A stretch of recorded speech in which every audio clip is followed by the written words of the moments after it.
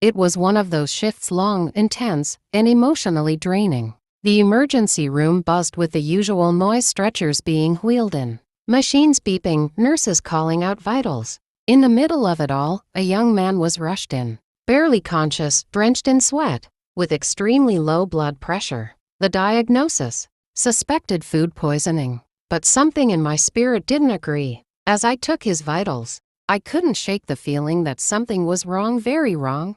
I've learned it over time not to ignore that still, small voice that sometimes whispers louder than all the medical training in the room. So I prayed silently, "Lord, open my eyes. Help me see what others can't." I noticed signs that pointed toward internal bleeding, subtle, but there. I approached the attending doctor and respectfully suggested, "We request an urgent abdominal ultrasound to rule out a possible rupture." He didn't take it well. "Nurse," he said firmly, "you're not here to make diagnoses."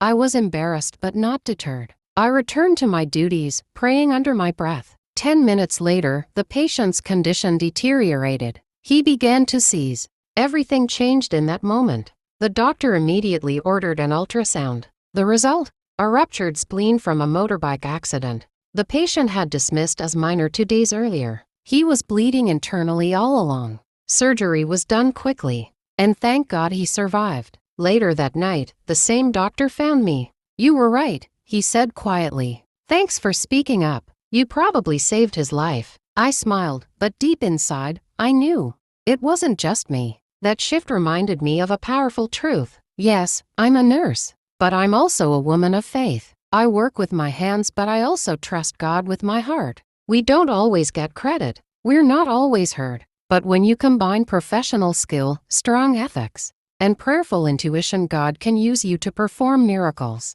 Sometimes God